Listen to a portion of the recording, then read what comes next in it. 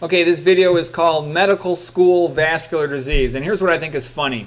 I got a lot of friends that are doctors, and sometimes they'll have their kid call me, and I'll help their kid study something in school, or their kid will have questions from their med school about a disease or something. Sometimes I help them with study skills. Sometimes they just want to talk to me and things that I'm an expert in. Okay, and I'm an expert in vascular disease. I did a fellowship at Harvard with the emphasis on vascular disease, interventional radiology, imaging guided surgery.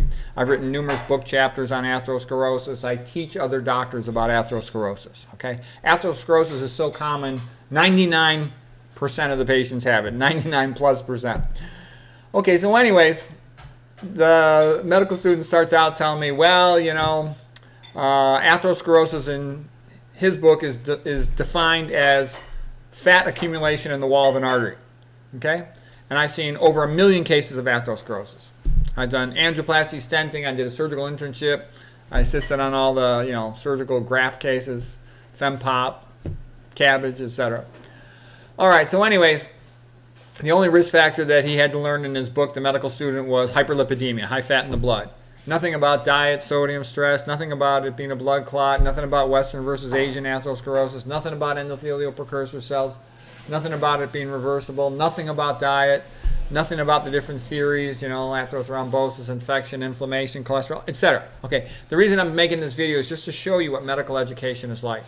And then he says he had to know that hypertension, 95% is essential, meaning idiopathic, meaning that nobody knows the cause.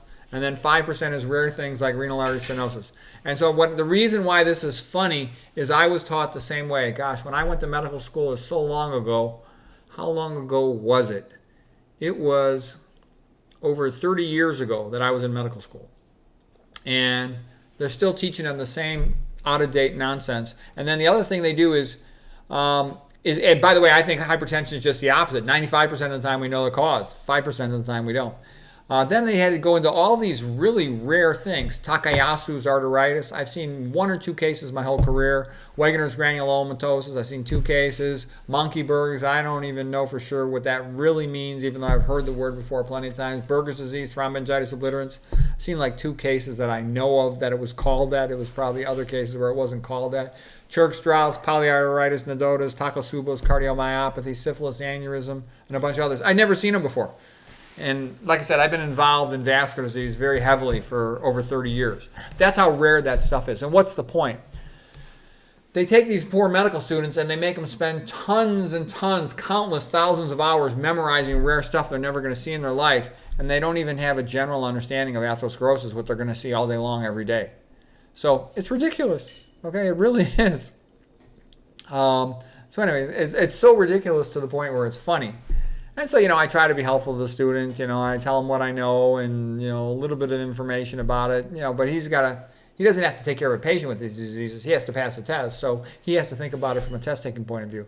But I still thought it was a little bit funny.